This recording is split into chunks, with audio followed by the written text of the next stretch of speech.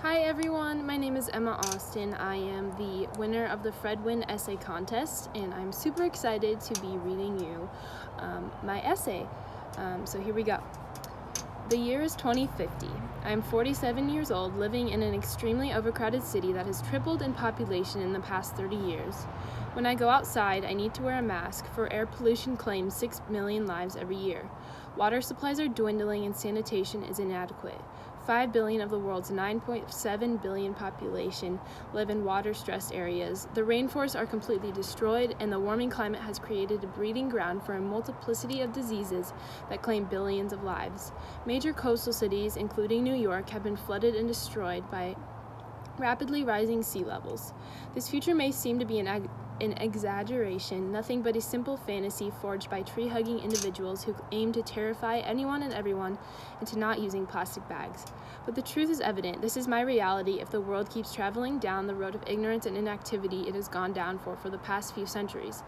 It is the reality of my generation, of my peers, my friends, my loved ones. The terrifying scenario presented earlier is not the only reason why I so highly prioritize solving the issue of climate change and voting accordingly in the next election. Global warming is an overlying issue which has a domino effect leading to conflict and political destabilization. Additionally, the core of my values rest upon this ideal, for I believe in good stewardship of the resources which we have been given. Lastly, climate change is important to me in the upcoming election because of the urgency of the issue. It must be dealt with now, otherwise the future of my generation is not bright. Climate change not only has negative implications for the environment, but also is an overlying issue which could result in political destabilization, wars, and great conflict. It may seem to be a far stretch, yet the two concepts are strikingly related. According to the United Nations Educational, Scientific, and Cultural Organization, the stresses on natural resources undermine the capacity of nations to govern themselves and increase the chances of conflicts. Climate change can likely damage economies and slightly lower the production of farming and livestock, therefore increasing social inequality. As a result, increased violence and conflict may ensue. As can be imagined, the lack of resources, even the most basic ones, would result in much strife, as countries would be frantically searching for access to these resources. Additionally, growing natural resource scarcity may then lead to local competition, which becomes unmanageable in the absence of institutions for conflict resolution. In essence, there will be a global race for natural resources in which all efforts to maintain peace are disregarded in effort to simply survive. Climate change not only has ramifications in terms of global conflict, but also pertains to my own values of being a good steward of the resources we possess.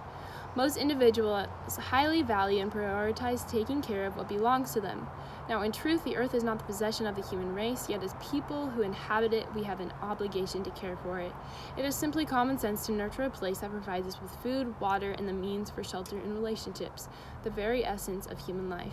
Not only do we live here, but additionally we are responsible for the damage that has been done thus far. This reality quite possibly increases our responsibility to preserve the earth through decreasing climate change. Everyone may not prioritize the earth's well-being, yet it is something I hold in high value. Voting to solve climate change not only concerns the hard facts, but also involves my own beliefs and my character. The earth is a miracle and a wonder. The horrendous treatment it has experienced thus far should not be tolerated. Finally, and perhaps most importantly, climate change is an urgent issue that must be dealt with as soon as possible, for it is a problem which concerns my future and that of my generation. Just one of the consequences of climate change is the rise in temperatures, which has a plethora of implications if left undealt with. Already since the 19th century, global temperatures have risen 1 degree Celsius. According to the Environmental Defense Fund, we're on our way towards 1.5 degrees Celsius by as early as 2030. Half a degree may seem trivial, yet if this occurs, extreme weather events will likely be more frequent and violent, coral reefs could disappear altogether, and crops will yield no food. This will result in the lack of clean water, famine, and the eventual destruction of civilization. Some may view the climate crisis as a hopeless cause, for an instant solution is not readily available. So often in today's world, many impatiently look for a quick fix to solve their issues. No one wants to wait for anything.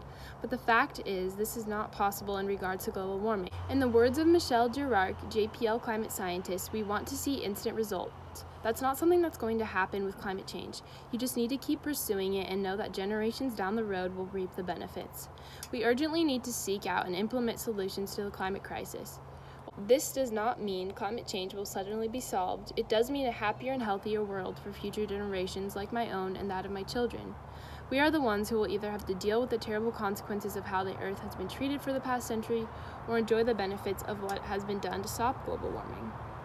Climate change is a subject I place great emphasis upon in the upcoming election due to its ramifications regarding political unrest, as well as its relationship to my values and beliefs about being a good steward. Lastly, and perhaps most importantly, this issue directly affects my future and that of my generation. Since the terrifying destruction of 2050 mentioned formerly could very well be what is in store for my existence, I cannot stand by and watch. I must let my voice be heard. I must act upon my convictions. I must not ignore the evidence that has been presented. This is why, in the upcoming election, climate change is of the utmost importance. My future depends on it. The next president of the United States of America has the power to decide which way our nation will go, and as a result, which way the world will go. There is still time to act, to repair the damage that has been done.